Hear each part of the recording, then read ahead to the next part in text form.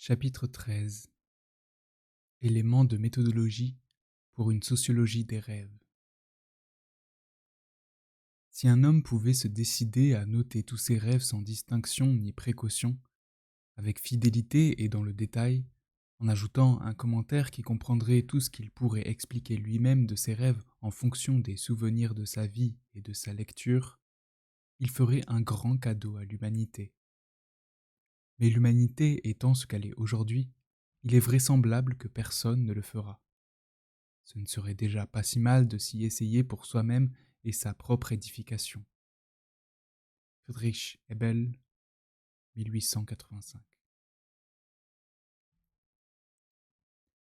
Lorsqu'il est parvenu à construire l'objet rêve contre toutes les fausses évidences et les préconceptions, le chercheur peut alors se poser la question des voies possibles d'accès aux différentes données dont il est nécessaire de disposer pour interpréter le plus correctement possible les rêves. La méthodologie envisageable n'est que la conséquence logique et pratique de ce à quoi la construction de l'objet conduit le chercheur. Mettre en œuvre sur le rêve, comme sur tout autre nouvel objet, les moyens usuels de la sociologie, ce serait inverser l'ordre des priorités et faire comme si la queue remuait le chien. Partir de la méthodologie la plus rigoureuse qui soit, tout spécialement lorsque celle-ci est quantitative et donne l'impression d'incarner parfaitement l'idéal scientifique, pour l'appliquer mécaniquement sur quelque objet que ce soit, est le meilleur moyen de manquer la spécificité de l'objet en question.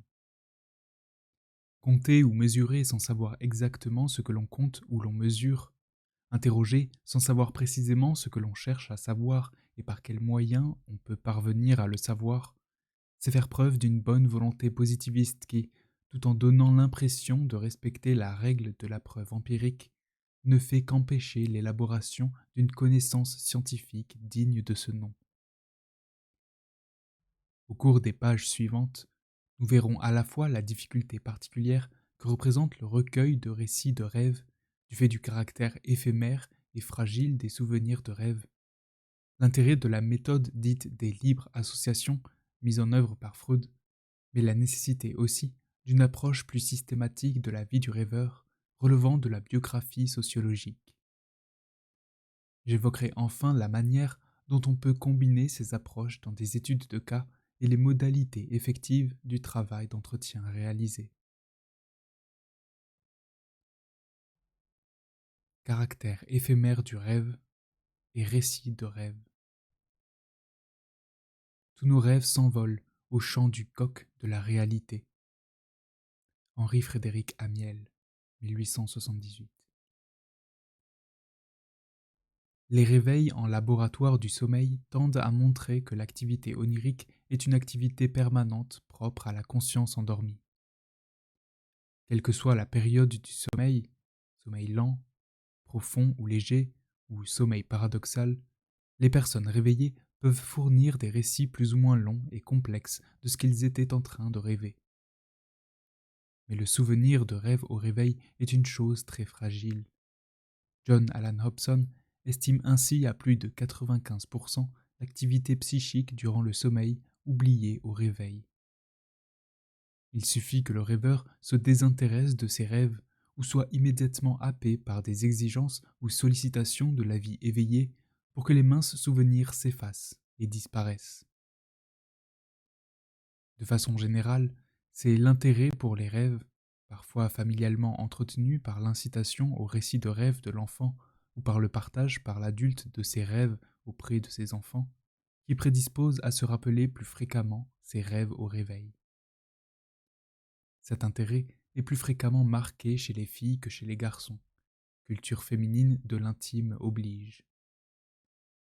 Il est aussi plus présent chez les personnes tournées vers l'intériorité et la psychologie, comme le sont les artistes ou les personnes tournées vers les arts, la culture ou les questions liées à la psychologie et aux relations humaines, qui sont caractérisées, selon Ernest Hartmann, par des frontières fines, thin boundaries, entre la pensée de rêve et la pensée éveillée, que chez les personnes dont l'univers professionnel renvoie davantage à une culture de l'extériorité et de l'objectivité et qui maintiennent des frontières plus épaisses, thick boundaries entre le rêve et la réalité.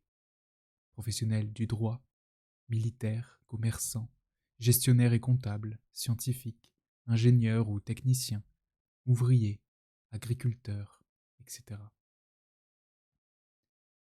Selon leur activité sociale et professionnelle, les personnes passent plus ou moins de temps à flâner, rêver, imaginer, réfléchir sur elles-mêmes ou agir dans l'urgence, décider, calculer, résoudre des problèmes techniques, donner ou recevoir des ordres, etc. Les dispositions professionnelles et le temps disponible au réveil peuvent être, selon les cas, des facilitateurs ou des obstacles redoutables par rapport aux souvenirs et aux récits de rêves. L'intérêt porté à ces rêves et la prise de notes dès le réveil ont des effets positifs sur la capacité des rêveurs à se remémorer leurs rêves que les chercheurs dans le domaine ont observés. Le fait que nous puissions rapporter au réveil des expériences oniriques du sommeil, écrit Ludwig Crespin, implique que celles-ci ont alors bénéficié d'une certaine attention qui a permis leur stockage dans la mémoire à court terme pour un contrôle cognitif ultérieur. En revanche, si l'intérêt ou le souci de noter le rêve dès le réveil sont absents, le rêveur peut être facilement arraché à ses souvenirs de rêve par l'environnement immédiat et happé par d'autres tâches. Freud notait ainsi que, dès le réveil, le monde sensible qui fond sur nous accapare l'attention, de sorte que face à cette puissance, seules quelques rares images de rêve peuvent se maintenir. Mais le caractère éphémère du souvenir du rêve peut être aussi lié à son caractère complexe, incongru, incohérent ou illogique. En se réveillant, le rêveur retrouve les cadres de la pensée éveillée, ce qui fait que les nombreuses bizarreries du rêve peuvent trouver difficilement à se mémoriser et à s'exprimer dans des cadres qui sont fondamentalement différents. Hobson rappelle que Strumpel, en 1877, pense que les images du rêve sont faibles au réveil et inintelligibles aussi, à cause de leur bizarrerie. Pour ces deux raisons, elles peuvent donc être balayées par les sensations plus claires et plus puissantes du réveil. Jacques Montangero reprendra cette suggestion sur la base des acquis de la psychologie cognitive. En ce qui concerne la tendance à oublier un rêve dont on s'était momentanément souvenu au réveil, elle est renforcée par le caractère inhabituel de la séquence onirique, qui ne s'inscrit pas dans un script, un enchaînement habituel d'événements connus. La recherche en psychologie cognitive de la pensée en éveil a montré que si une suite d'événements ne s'inscrit pas du tout dans un script, elle est moins bien fixée en mémoire. Mais Freud écarte les explications liées à la mémorisation difficile de récits complexes et incongrus, ne parle pas de l'intérêt culturellement et socialement inégal des rêveurs pour la question du rêve et ne fait pas de l'accaparement du sujet par des nécessités de son environnement la cause centrale du caractère éphémère du rêve. Là comme ailleurs, c'est la répression de l'inconscient qui est censée être la cause essentielle de ces oublis. Le souvenir des rêves est repoussé de force dans l'inconscient dont il avait surgi. Il est réprimé. Nous ne connaissons en définitive du rêve que ce que le récit de rêve nous en livre. Malgré les avancées des neurosciences, personne n'a jamais eu jusqu'à présent accès directement aux rêves. Les conditions de production de ces récits de rêve ont souvent été soigneusement fixées par les savants travaillant sur cette question. De ce point de vue, Freud se distingue par sa négligence méthodologique. Tout à la construction théorique de son objet, il n'est pas particulièrement soucieux des conditions de production du matériau narratif onirique, se méfiant même de l'écrit et jugeant inutile de demander aux patients de fixer par écrit, dès leur réveil, chacun de leurs rêves, ni même des conditions de recueil du matériau verbal biographique ou associé aux rêves.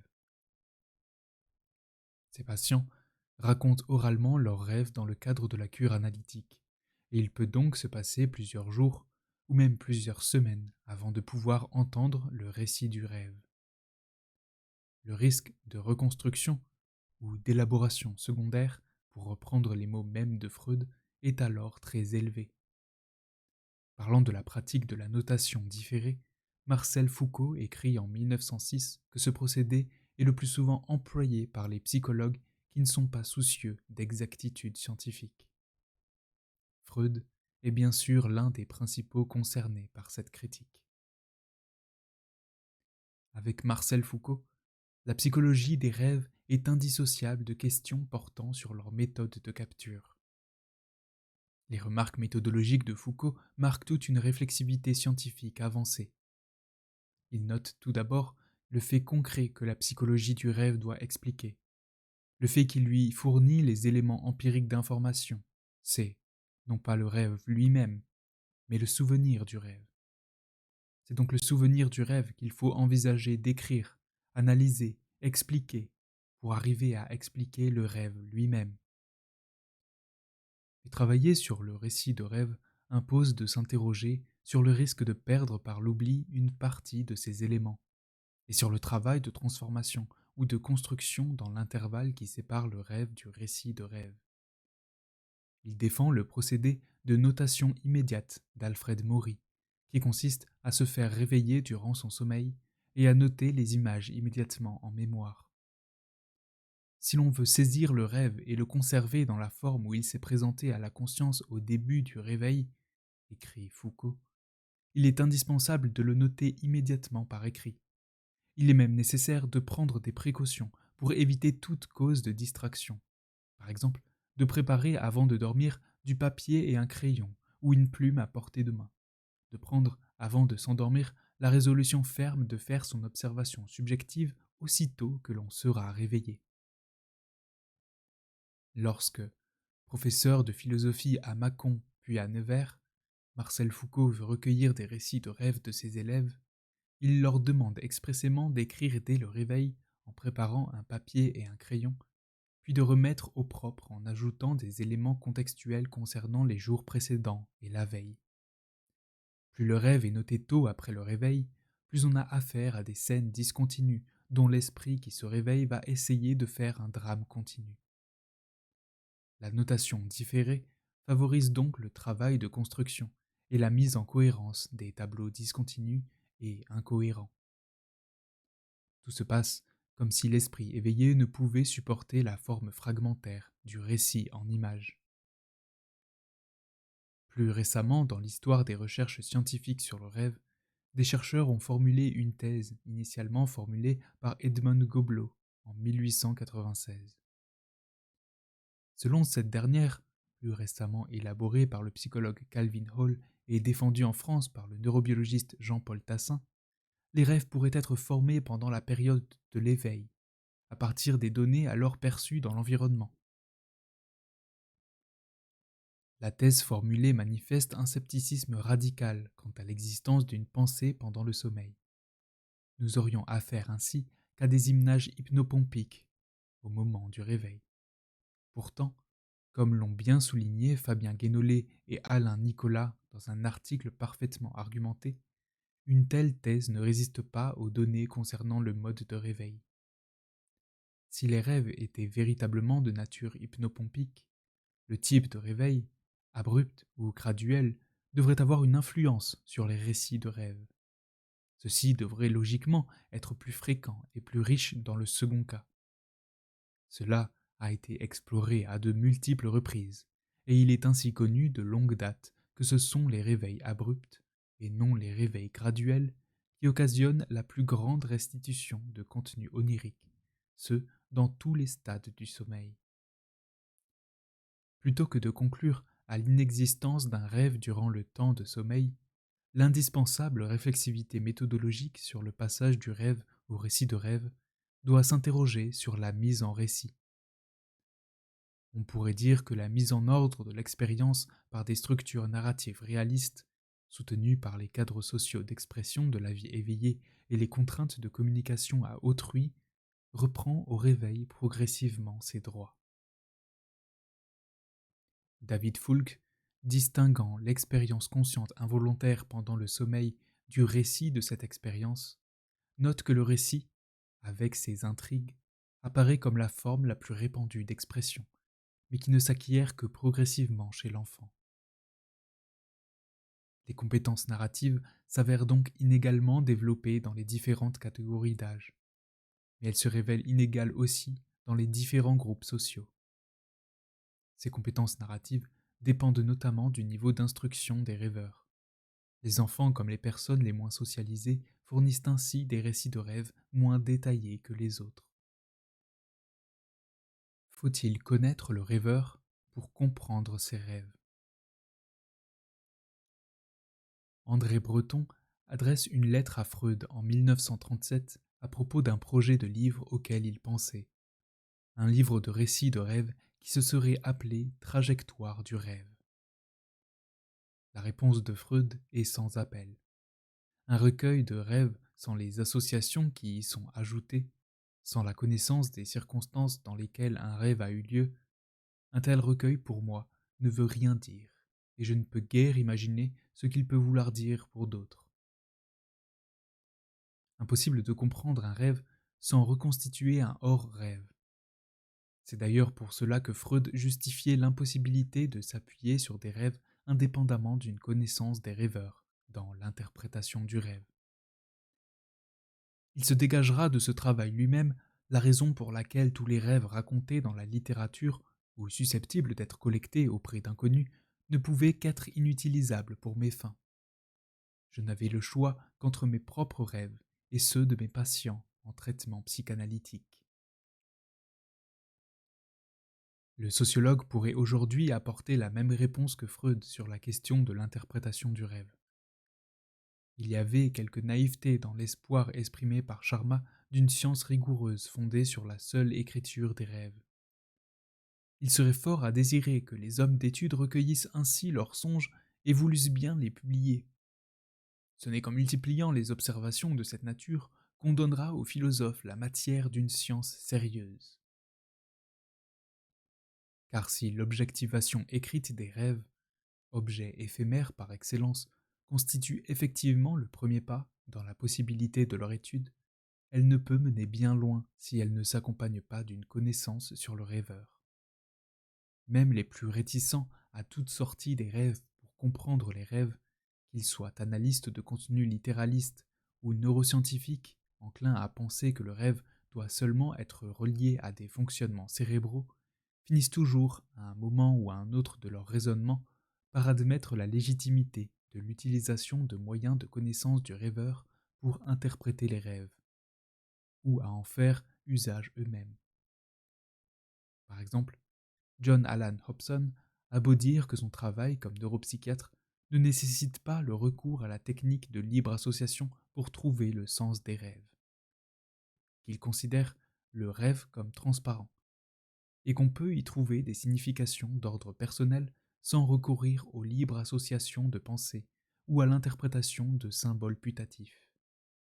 Il reconnaît par ailleurs que le laboratoire est un lieu trop complexe, trop coûteux et trop intimidant, et qu'il est nécessaire d'intégrer la tradition biographique de la psychanalyse. Chasser le biographique par la porte, il revient par la fenêtre. Car si les neurosciences peuvent répondre, par exemple, à la question de savoir pourquoi nous pouvons voir en rêve, elles ne peuvent pas, en revanche, répondre à la question de savoir pourquoi nous voyons ce que nous voyons. On peut répondre à la première question en disant parce que le système visuel de mon cerveau est activé d'une manière formellement similaire à celle de l'état vigile. En revanche, il n'y a pas de réponse assurée à la seconde question, car nos connaissances sur les bases cérébrales de la motivation et de la mémoire sont, aujourd'hui encore, limitées. Or, c'est précisément au second type de question que les sciences humaines et sociales cherchent à répondre. Lorsqu'il évoque ses propres rêves, Hobson semble en tout cas oublier toutes ses réticences à l'encontre de l'idée biographique. Que mon cerveau, auto-activé pendant le sommeil, ait pu concocter pareille histoire, n'est difficile ni à accepter ni à comprendre, puisque tous les problèmes psychologiques et tous les conflits qui s'y font jour touchent à des préoccupations importantes et même à des inquiétudes profondes que j'ai depuis longtemps. Il dit tenir pour acquis que la cohérence de l'histoire, quoique érodée par le défaut de réflexion propre aux états de sommeil paradoxal, a son origine dans l'expérience personnelle de l'auteur, et ajoute même qu'il est donc important de vérifier les suppositions faites en considérant la biographie des individus encore en vie, dont on interprète les rêves. Et la question des contours de ce hors-rêve, de cette connaissance du rêveur, constitue un véritable enjeu pour la science du rêve. Dire que donner du sens à un contenu onirique, c'est y voir des rapports avec le vécu de la personne qui a fait ce rêve, c'est indiquer la bonne direction, mais cela ne dit pas de quel type de vécu il s'agit et comment y accéder. S'agit-il du vécu immédiat, d'expériences du passé, ou d'un mélange des deux?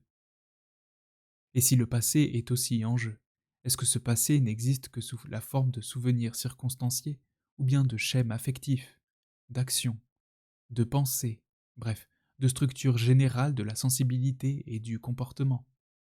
Et comment le reconstituer? Les savants ont définitivement abandonné l'hypothèse d'une universalité des symboles du rêve, d'une langue archaïque et universelle du rêve, ou d'un inconscient collectif qui déterminerait le matériau onirique. Ils ont progressivement rejeté l'idée selon laquelle le rêve ne serait que la réponse à des stimuli internes ou externes durant le sommeil, et ont compris que lorsque ces stimuli produisaient des effets dans le rêve, ceux-ci étaient toujours pris dans des logiques oniriques qui les dépassaient. Ils ont encore appris à reconnaître les liens entre le rêve et des événements de la veille ou des jours précédant le rêve, ce que Freud a appelé les résidus diurnes. Mais ils ont aussi appris à détecter la présence de structures ou de schèmes oniriques qui renvoient à des tendances profondes propres aux rêveurs, des traits durables de personnalité ou des structures de la sensibilité liées à l'histoire du rêveur. Il apparaît du coup très clairement que comprendre un rêve nécessite d'une part d'interroger le rêveur sur son rêve, ou en tout cas de recueillir des données de compréhension en rapport avec les différents éléments du rêve, et d'autre part d'interroger le rêveur sur les éléments structurants de son passé par les moyens de la biographie sociologique. C'est ce que nous allons voir successivement avec la méthode des associations, puis avec celle de la biographie sociologique. L'accès au hors-rêve, les associations. La revendication par Freud dans l'interprétation du rêve de la tradition onirocritique représentée par Artémidore de Taldis n'a rien d'une provocation ou d'un pied de nez à la science. Non seulement Artémidore considérait que le rêve est interprétable, non seulement il ne faisait pas de tous les rêves des moyens de prédire l'avenir, mais il en appelait à la connaissance la plus complète possible de la situation du rêveur. Freud concentre toutefois l'essentiel du hors-rêve dans les associations faites autour du rêve. Il n'aurait pas idée de se lancer dans un entretien biographique un peu fouillé pour comprendre les tendances dispositionnelles les plus fortes du rêveur, l'état et la genèse de ses préoccupations majeures au moment du rêve, ainsi que les éléments déclencheurs du rêve. David Fulk considère à juste titre qu'utiliser l'association libre pour essayer de replacer les rêves dans le contexte de l'esprit qui les a rêvés fut un pas de géant à la fois méthodologique et conceptuel. Les associations permettent de reconstituer tous les présupposés sur lesquels reposent les différents éléments du rêve. Les idées qui me viennent à propos du rêve produisent des liaisons qui ne sont pas discernables dans le rêve lui-même. La technique psychanalytique de l'association libre consiste à revenir sur chaque fragment du rêve pour saisir à quelle pensée d'arrière-plan il est relié. Le psychanalyste demande au rêveur à quoi cet élément est associé dans son esprit. Cette boîte à bijoux ne vous fait donc penser à rien d'autre? Demande par exemple Freud à Dora, en l'invitant à ne pas céder aux objections critiques qui voulaient mettre de côté certaines pensées, sous le prétexte qu'elles n'étaient pas assez importantes, qu'elles étaient hors sujet, ou qu'elles étaient tout simplement absurdes. Créer les conditions d'une série d'associations, c'est d'une certaine manière mettre le rêveur en état de rêverie éveillée, de telle sorte que les tropismes psychologiques qui vont rapprocher les éléments du rêve puissent jouer encore de la même façon. De nombreux non-dits ou implicites du rêve s'explique par le fait que le rêveur se parle à lui-même et n'a pour cette raison pas à rendre clair tout ce qu'il voit à l'intention d'autrui. Cela signifie que l'arrière-plan existentiel du rêve doit être reconstruit si on veut pouvoir le comprendre. Et cela implique donc que c'est au rêveur de fournir les éléments manquants du puzzle, et non au psychiatre de remplir les trous ou de décider arbitrairement du sens que peuvent avoir les différents morceaux de rêve. Freud écrit qu'à la différence des anciens qui se demandaient à quoi tel élément du rêve pouvait faire penser, la psychanalyse se demande ce qui est associé à cet élément dans l'esprit du rêveur. C'est au rêveur lui-même qu'elle impose le travail d'interprétation. Elle veut tenir compte non de ce qui vient à l'idée de l'interprète des rêves, mais de ce qui vient à l'idée du rêveur à propos de l'élément concerné du rêve. Freud peut être néanmoins pris en flagrant délit de dérapage sur ce point, car il lui arrive d'imposer, et même de plaquer des interprétations, sexuelles notamment, sur les rêves sans avoir recours aux représentations des rêveurs qui sont d'ailleurs censés refouler certains aspects de leur expérience et résister à l'interprétation de l'analyste. C'est le cas aussi de celui qui fut un temps son disciple, Carl Gustav Jung. Dans un livre qui prétend reposer sur l'étude de près de 400 rêves, un jeune physicien autrichien, Wolfgang Pauli, il représente la technique de l'association de façon très convaincante. Pour comprendre un rêve, explique-t-il, on n'a pas d'autre choix que d'appliquer la méthode utilisée pour la lecture d'un texte fragmentaire ou contenant des mots inconnus. On analyse le contexte. Et ce contexte est fourni par les associations. Le contexte psychologique des contenus oniriques se compose du tissu des associations dans lequel l'expression onirique se trouve naturellement incluse.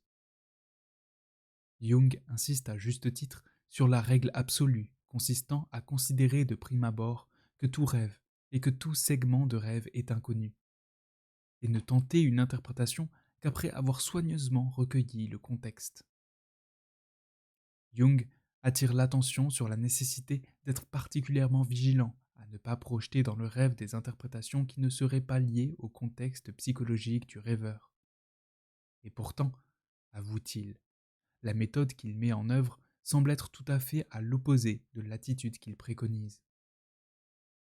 Il semble que les rêves sont interprétés sans le moindre égard pour le contexte. Il justifie cette entorse par le fait qu'il a affaire à une longue série de rêves, et non à des rêves isolés, et que la série constitue en effet le contexte fourni par le rêveur lui-même. Et pourtant, tout au long de son analyse, Jung plaque sa conception des symboles de manière particulièrement sauvage. Il voit par exemple derrière un chapeau une allusion au mandala. La mer est censée être le symbole de l'inconscient collectif, car sous sa surface miroitante, elle cache des profondeurs insoupçonnées. Des moutons lui font penser, lui, le psychanalyste, aux allégories du berger et de ses moutons dans le christianisme primitif. Et ainsi de suite. Au-delà des associations.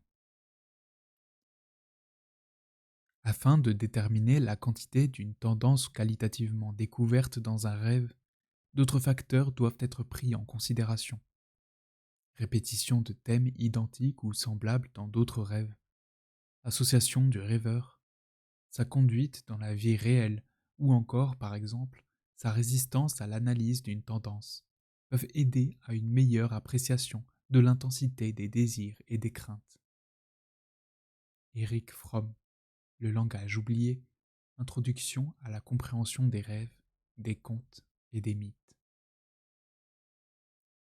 Malgré tout, Freud ne s'appuie pas exclusivement sur les seules associations dont il sait par ailleurs qu'elles ne sont que celles qu'est en mesure de recueillir l'analyste dans un cadre relationnel donné. Simplement, il faut prendre en compte que l'association libre n'est pas vraiment libre. Le patient reste soumis à l'influence de la situation analytique, même s'il ne dirige pas son activité de pensée vers un sujet déterminé. On est en droit de supposer qu'il ne lui viendra à l'idée rien d'autre que ce qui est en rapport avec cette situation.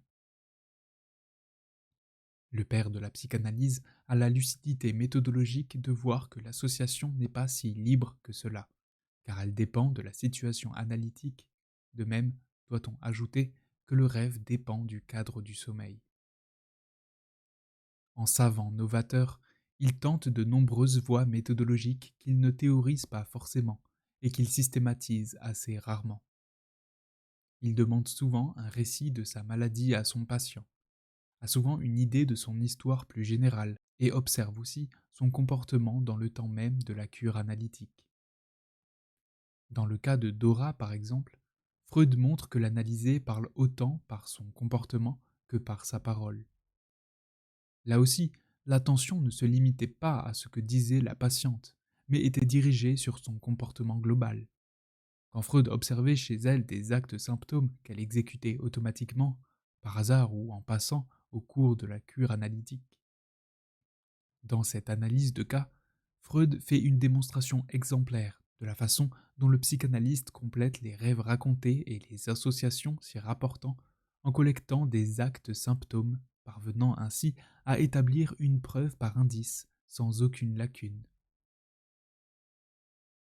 Il est attentif encore aux manifestations de transfert des patients sur sa personne, à leurs actes manqués et à leurs lapsus. Mais il peut même, dans certains cas, avoir recours à des témoignages indirects pour reconstituer des types d'expériences précoces inaccessibles à la conscience du rêveur. Avec Dora, il recueille également des données anamnestiques produites par ses proches, des informations provenant de l'entourage de Dora, notamment de son père. Et pour comprendre ses propres rêves, Freud, qui a eu une bonne d'enfant entre sa naissance et l'âge de 2 ans et demi, est amené à demander à sa mère de la décrire et de lui dire la manière dont elle se comportait à son égard. La logique d'une telle démarche voudrait qu'il puisse recueillir parfois les témoignages sur l'enfance du rêveur d'adultes qui l'ont fréquenté enfant. Cette multiplicité des voies méthodologiques et des sources d'informations n'est pas un problème en soi, bien au contraire. Freud fait méthodologiquement feu de tout bois en privilégiant la recherche, par toutes les voies possibles, de la vérité. Ce qui est davantage problématique, c'est l'absence de réflexivité sur la plupart d'entre elles, l'absence aussi de la systématicité dans leur application et le manque patent de précision dans les conditions de recueil qui jettent l'ombre du doute sur l'information recueillie. Dans la présentation du cas de Dora, il écrit: je souhaiterais maintenant décrire comment j'ai fait, dans le cas de cette patiente, pour surmonter les difficultés techniques que pose la rédaction d'un compte-rendu. Ces difficultés sont considérables pour un médecin qui doit réaliser 6 à 8 traitements psychothérapiques chaque jour et qui ne peut prendre des notes pendant la séance avec le malade, car il éveillerait la méfiance de ce dernier et perturberait sa propre perception du matériel perceptif. J'ai moi-même rédigé de mémoire l'histoire de cette patiente juste après la fin de la cure, tant que mes souvenirs étaient encore frais et mus par le désir de publier. La transcription n'est donc pas absolument fidèle d'un point de vue phonographique, mais elle peut prétendre à un haut degré d'exactitude.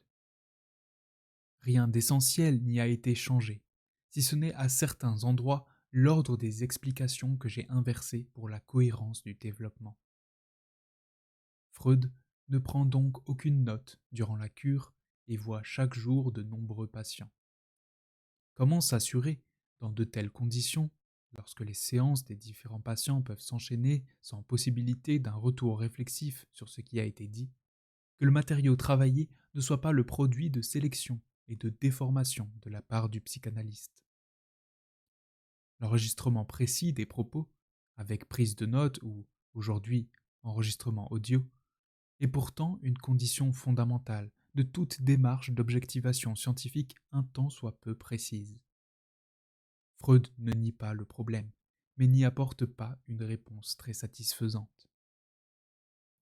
Freud pêche aussi par son manque de systématicité dans la démarche, en laissant trop de place à la non-directivité et en rendant difficile toute interrogation un peu profonde sur le rêveur. Je laisse maintenant le malade déterminer lui-même le thème de travail de la séance du jour et procède ainsi à partir de la surface que l'inconscient porte chaque fois à cette attention. Mais alors, le matériel pertinent que j'obtiens pour la résolution du symptôme est fragmenté, tissé de différents contextes et fortement espacé dans le temps.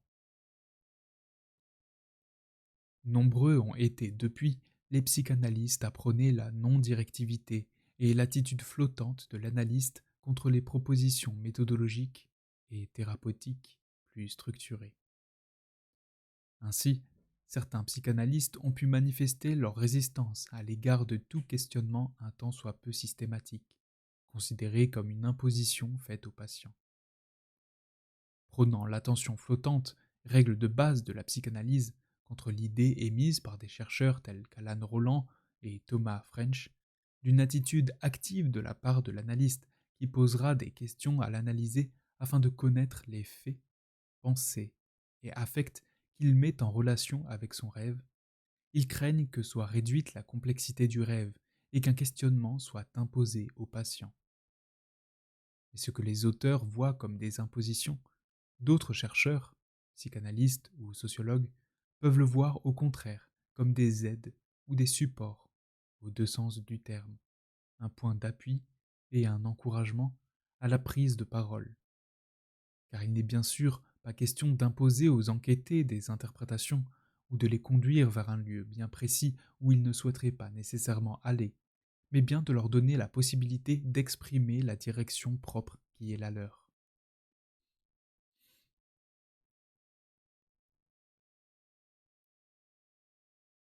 L'accès au hors-rêve, la biographie sociologique.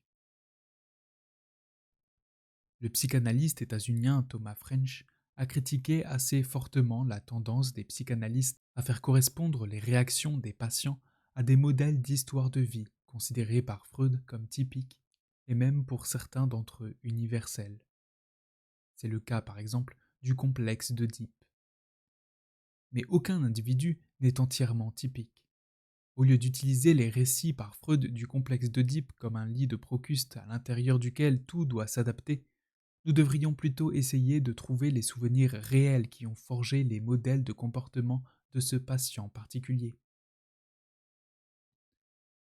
Plutôt que présupposer des scénarios de vie ou de conflits types, il est préférable de procéder à une reconstruction des situations récurrentes réelles du passé qui ont modelé le comportement du patient. C'est précisément ce que vise à faire la biographie sociologique.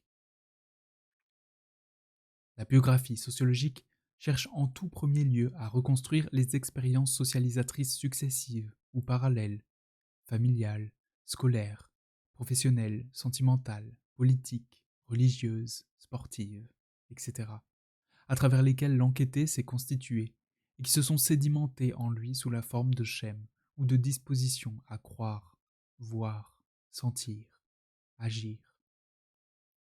Une certaine défiance à l'égard d'une telle méthode en sociologie vient du fait qu'on y voit souvent une manière d'isoler l'individu, de l'enfermer dans un destin singulier dont il serait porteur dès l'origine et qu'il déroulerait tout au long d'une trajectoire linéaire.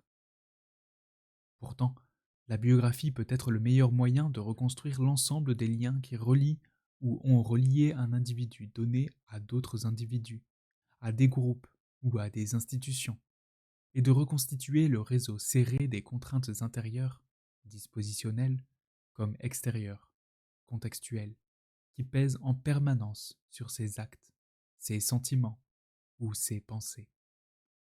Moyen aussi de saisir les liens d'interdépendance et les expériences dans l'ordre chronologique de leurs effets. Dans nos sociétés, la famille est première dans l'ordre des expériences et c'est généralement sur elle que se fonde la suite des expériences, scolaires et professionnelles notamment. Mais le cadre familial n'est pas un cadre spécialisé de socialisation. L'enfant y apprend tout.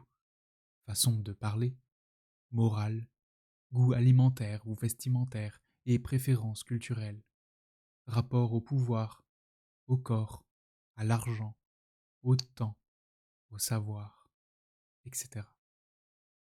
Et à travers elle, c'est la société dans son ensemble qui se réfracte en fonction des propriétés sociales et notamment dispositionnelle, des parents et de tous les autres membres de la constellation familiale en relation avec l'enfant.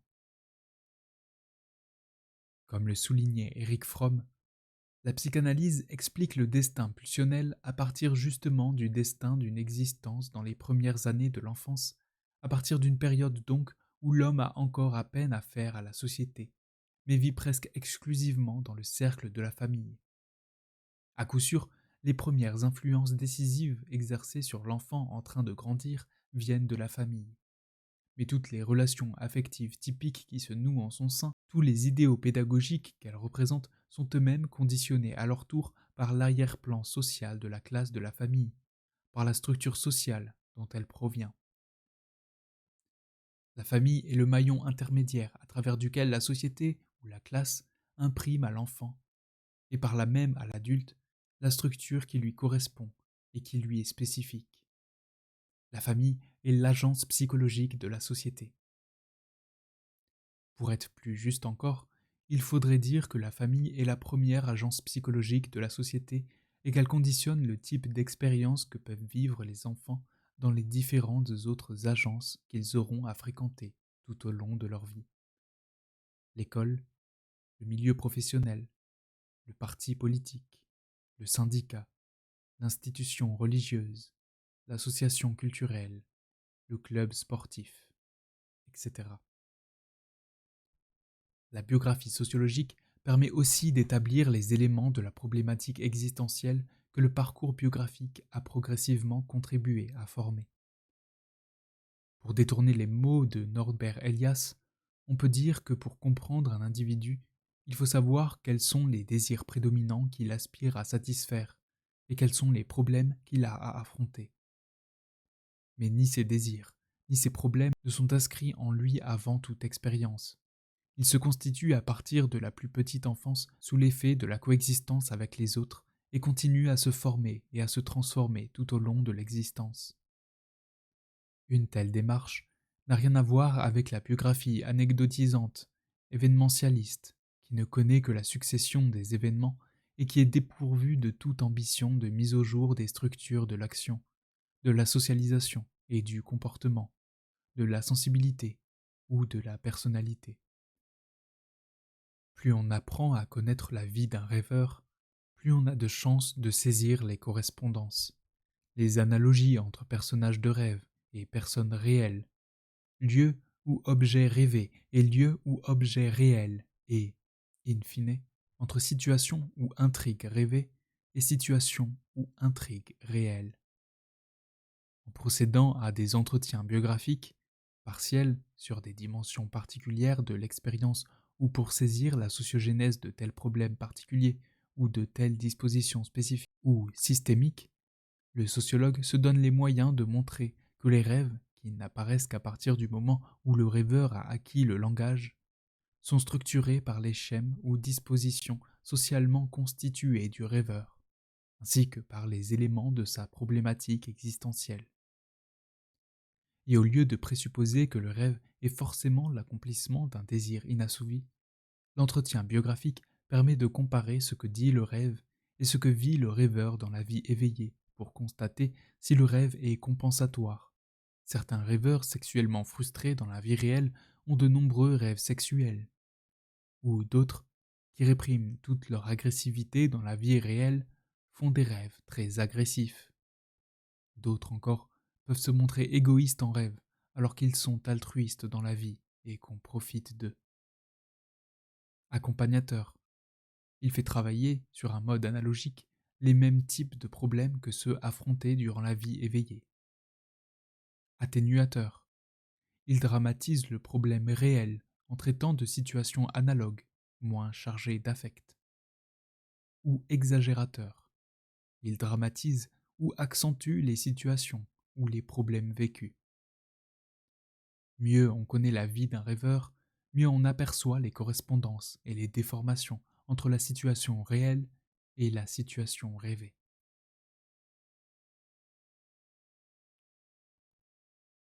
Explicitation, association, récit biographique partiel ou systématique.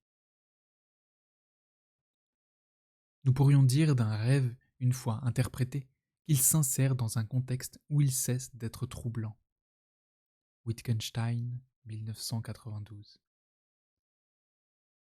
Le point de vue de connaissance explicité dans cet ouvrage impose, au moins dans un premier temps, la mise en œuvre d'études de cas qui permettent de recueillir dans les meilleures conditions l'ensemble des données nécessaires au traitement le plus complet possible du problème. C'est donc vers un type d'entretien inédit en sociologie que j'ai été progressivement conduit.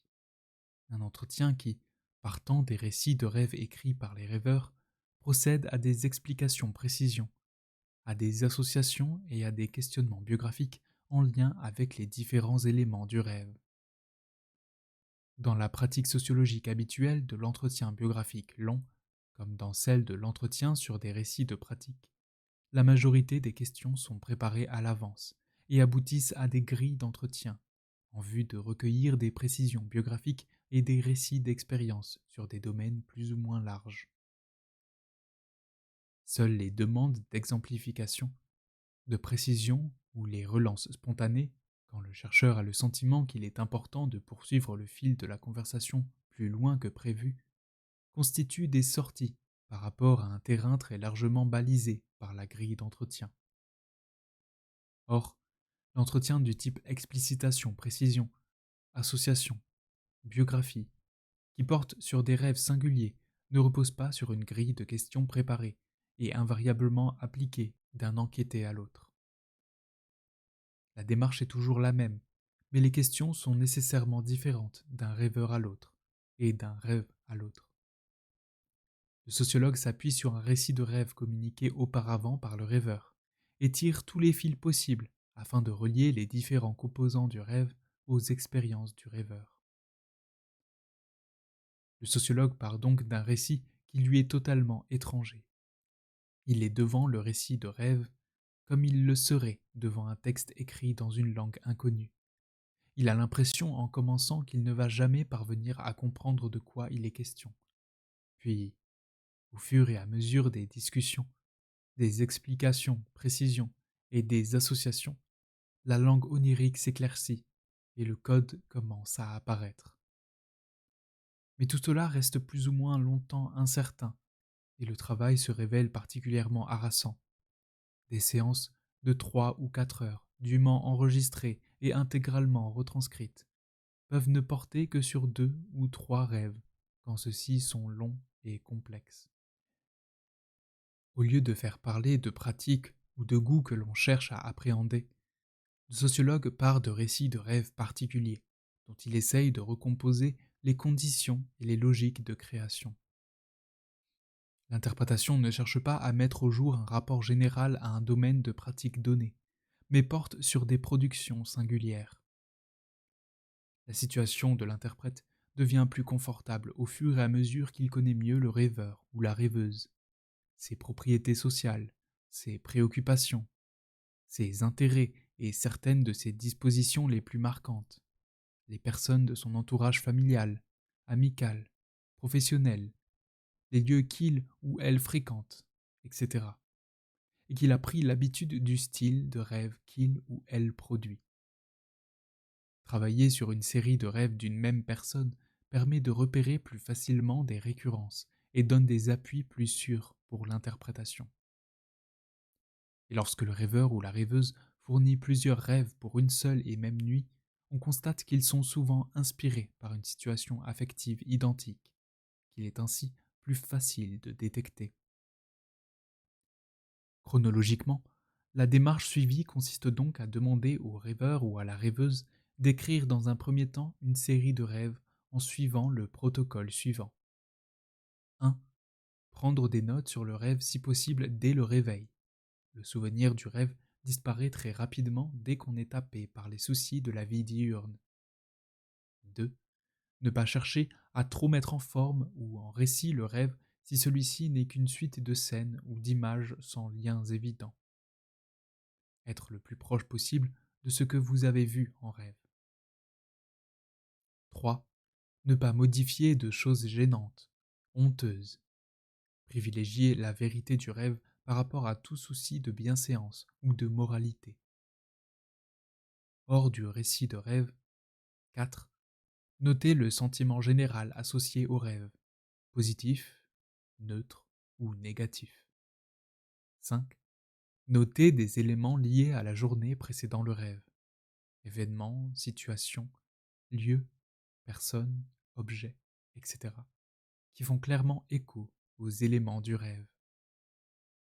6.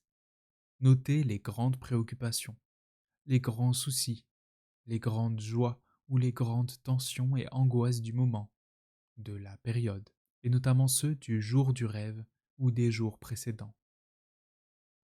7. Pour chaque élément du rêve, lieu, objet, personne, etc., pour lequel cela vous paraît évident, dites à quoi cela renvoie dans votre esprit. Par exemple, c'est une maison qui ressemble à la mienne, mais qui, par certains aspects, ressemble à telle autre maison. Ou bien, l'objet en question est dans mon esprit un objet qui appartient à telle personne, et cette personne représente pour moi ceci ou cela. Une fois que la rêveuse ou le rêveur a pu écrire quelques rêves, il ou elle est interviewé pour parler autour de ses rêves et des situations auxquelles il renvoie dans sa vie. Chaque partie du rêve est lue par le sociologue, qui demande systématiquement des précisions ou des explications sur des points qu'un lecteur extérieur à la vie du rêveur ne peut comprendre spontanément. Par exemple, un personnage avec un prénom ou un lieu bien déterminé apparaissent. Le sociologue cherche à savoir quels sont leurs statuts dans la vie réelle de la rêveuse ou du rêveur et à quelles expériences, positives ou négatives, ils se rattachent. Leurs scènes ou les situations font aussi l'objet de demandes d'association. Le sociologue demande, par exemple, ça évoque quoi pour vous? Ça vous fait penser à quoi? Est-ce que ça fait écho à une expérience ou à une situation vécue particulière, récente ou passée? Est-ce que ça vous rappelle quelque chose? Le sociologue recueille ainsi patiemment tous les sentiments, toutes les images, tous les souvenirs, toutes les représentations liées à chaque élément du rêve. Ces propos de la rêveuse ou du rêveur peuvent révéler des liens de contiguïté. Par exemple, une casquette bien particulière est associée à un grand-père qui l'a portée. Une piscine est associée aux guêpes qui l'entourent ou à une noyade qui a eu lieu, etc. Ils peuvent aussi faire apparaître des analogies. Par exemple, le petit copain devient le père au cours du rêve, car ils ont des propriétés communes. La peur de l'échec dans une situation onirique particulière renvoie à une peur de l'échec dans une toute autre situation dans la vie réelle, etc. Les associations faites par le rêveur dans le cadre de l'entretien avec le sociologue ne sont pas forcément celles qui ont été précisément à l'origine du rêve, mais elles permettent néanmoins de saisir à quelle série relativement cohérente d'expériences, schèmes, sont rattachés les différents éléments composant le rêve. Du point de vue des explications et des associations, le sociologue doit à la fois décomposer les différents éléments du rêve pour comprendre de quoi ils sont en quelque sorte les représentants, les symboles ou les analogones, et en même temps ne jamais oublier l'intrigue générale ou l'impression globale de la situation rêvée. Il doit essayer de reformuler en termes plus généraux des situations particulières du rêve pour aider la rêveuse ou le rêveur à voir à quoi elles peuvent se rattacher dans ces expériences. Par exemple, le rêveur cherche à faire quelque chose, mais en est empêché. La rêveuse se sent bien, mais quelque chose vient contrarier son plaisir. Ou bien, le rêveur désirait une chose qu'il n'obtient pas, mais il trouve des raisons de se satisfaire de sa situation et de ne pas la vivre comme un échec, etc.